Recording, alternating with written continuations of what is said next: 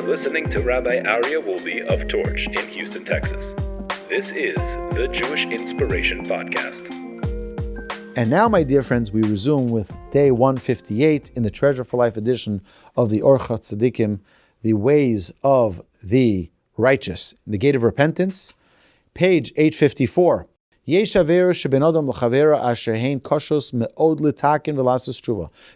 interpersonal transgressions that are very, very difficult for one to correct and to repent from. What are they? Adam, someone who is a perpetual thief. He doesn't know who he stole from. Now he doesn't know where the guy lives. I stole from the guy, but he moved away to a different city, to a different country. I have no idea where to find him. He went to another country, to overseas. Or he lost the item that he stole from him. He stole a watch, an expensive watch, and how is he going to return that watch, or whatever it may be? Or he doesn't have how to return it. And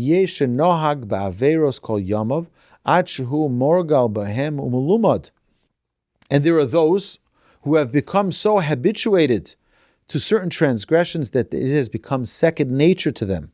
As it is written,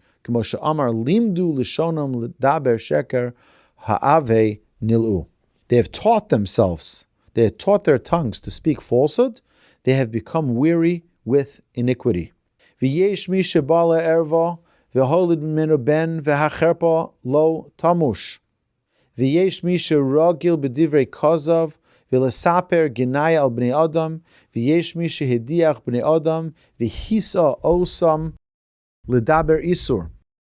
So many things that a person can do that have an effect that you don't even know how to unwind it. You teach your children to speak negatively about people. You teach your children to lie.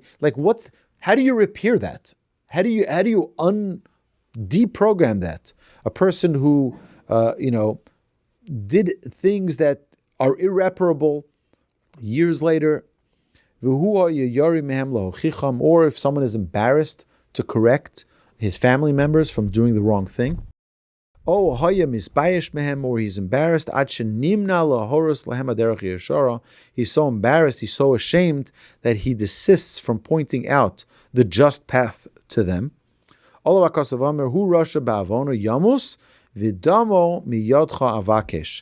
the verse states in Ezekiel, he is wicked and shall die for his sin, but I shall seek his blood from your hand. With all of these examples, it's very difficult to repent.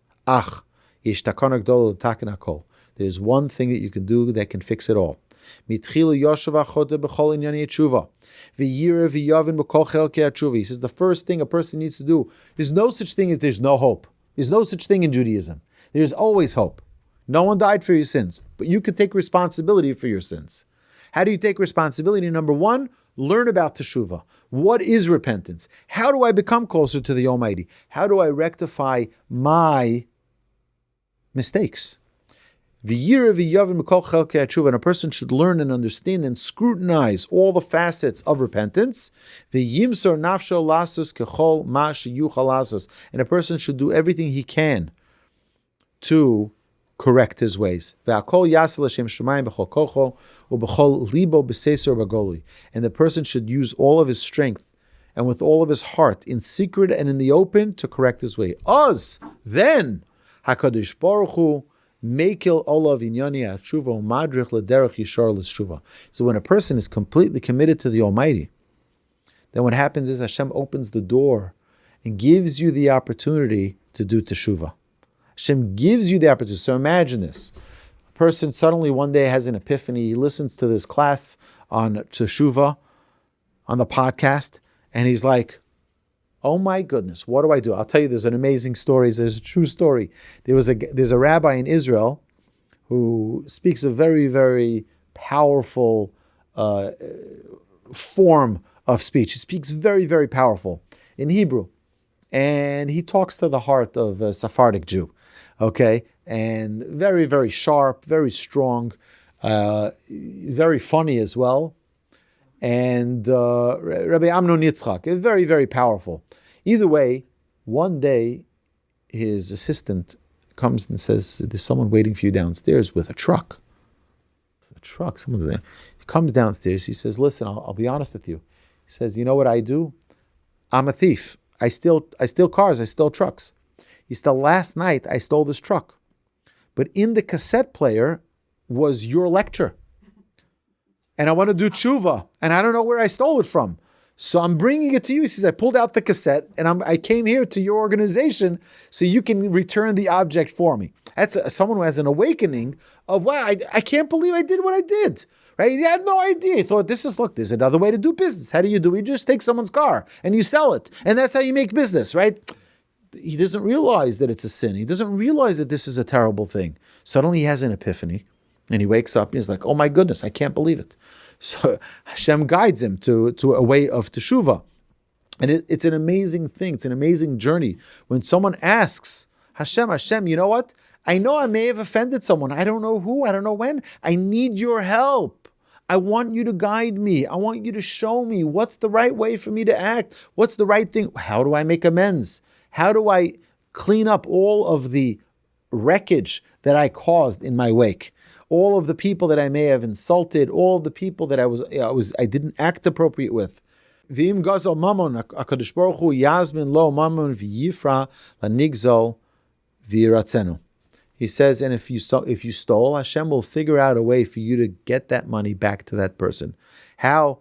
It'll come in a different form of helping somebody. You didn't realize that was the person you actually borrowed money. Hashem will make sure that money gets back to them if you really, really desire so. V'yimchalo, and the person will forgive you. And if you hurt someone physically or financially, and Hashem will put it into that person's heart that they forgive you.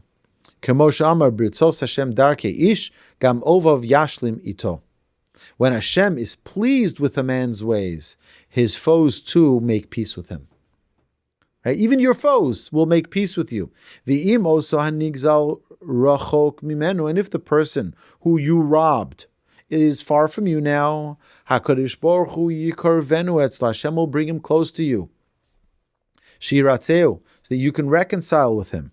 V'yimchalo, and that he can now forgive you. V'im lo yeda cheshbon hamon, and if you don't know how much you stole, I have no idea. Plus, cost of inflation. Maybe now the value is higher. What do I return? I don't know what to do. And now he doesn't know who the people are. Asher Gazal. He doesn't know who I stole from. I just somebody, I pickpocketed them. I have no idea who they are. Right? Threw their wallet aside, took the cash, and goodbye. I have no idea who they are. How am I supposed to pay them back? Hashem will bring it to your fortune that you're able to then give to the community. Kigon livnos gesher olachvar be'eros. Hashem will give you the opportunity to build a bridge or to dig a bayou. Oh, livnos bateknesios or Shaar HaTeshuvah, or Hashem will give you the good fortune that you'll be able to sponsor a synagogue, and now, or a mikvah, and now who's going to benefit from it?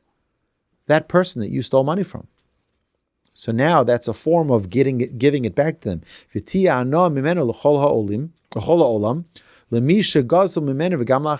And that even the person who you stole from is going to benefit from it. And if the person that you stole from died, you should return it to his ears.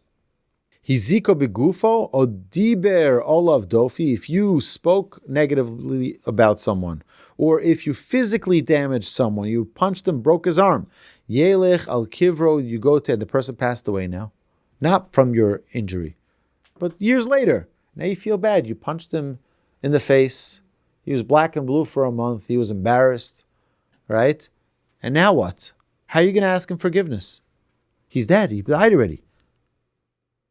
And now suddenly you had this awakening. So what do? You go to his grave. You go to the person's grave, B'mamad asara b'nei adam. You go with 10 people.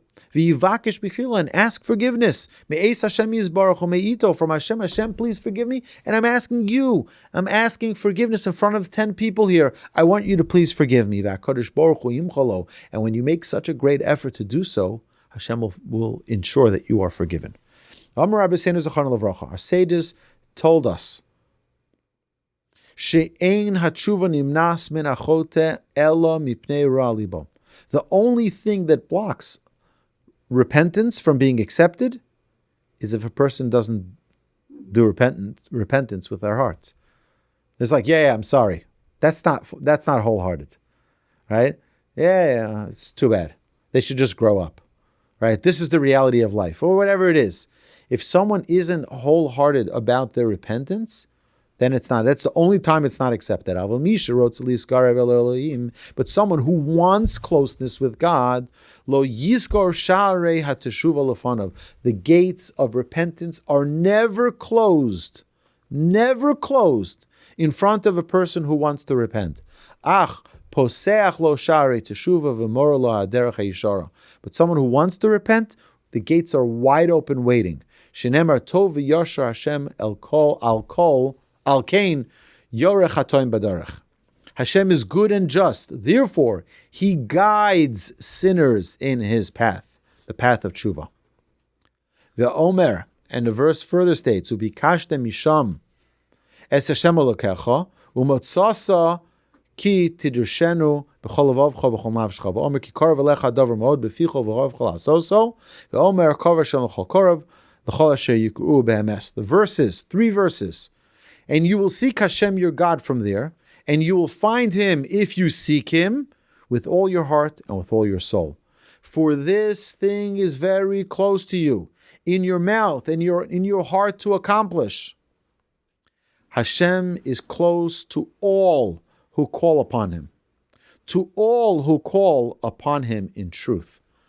Anybody who wants to be close to Hashem and is sincere and is genuine, Hashem says the door is wide open. There's no such thing as someone cannot do teshuvah. There's no such things that a person cannot repent. Every person has the opportunity, if they want to clean up their whole file. All they need to do is ask. All they need to do is desire it. Beficha, you just have to ask. Ubelvavcha, you have to desire it in your heart. Lasoso, it's easy. It's a verse in the Torah. All you got to do is desire it and ask for it. I'll just tell you, it's very interesting that every evening we have an evening Shema. An evening Shema. And in this evening Shema, we have the most incredible little prayer. Even we spoke about the bedtime Shema at the end of last Torah cycle. In Ha'azinu, we spoke about the evening Shema, the bedtime Shema. And what's really amazing about the bedtime Shema is that as we begin, we say the following: Ribono shel Olam, Master of the universe, Hareini mochel echol mi shehichis v'hiknetosi. I hereby forgive anyone who angered or antagonized me or who sinned against me. This is what we declare. Imagine that other person who's now getting forgiveness from us for free. Imagine that. Hashem says, wow, you're forgiving? I'm going to make sure you get your forgiveness as well. You're showing your kindness to someone else for free. You're not saying, come get on your knees and tell me what you did. They didn't come to you before bedtime and say, please forgive me. On your own, you're saying, Hareini mochel, I'm forgiving.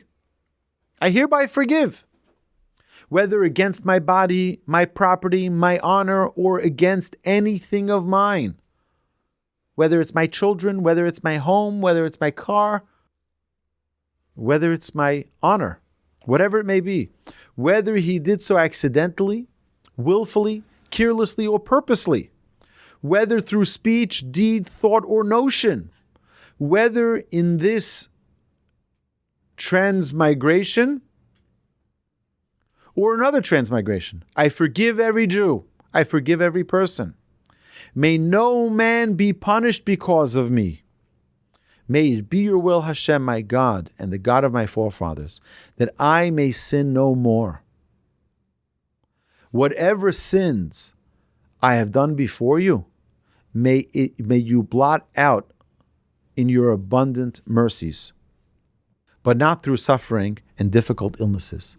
May the expressions of my mouth and the thoughts of my heart find favor before you, Hashem my rock and my Redeemer.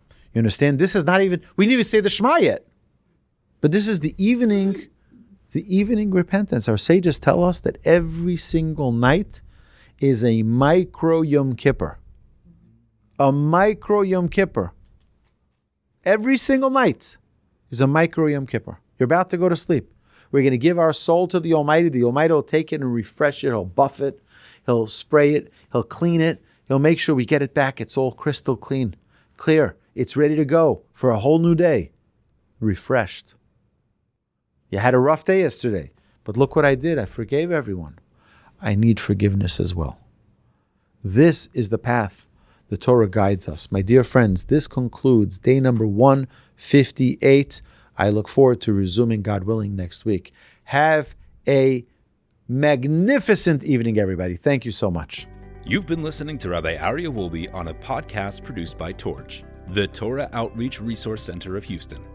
Please help sponsor an episode so we can continue to produce more quality Jewish content for our listeners around the globe. Please visit torchweb.org to donate and partner with us on this incredible endeavor.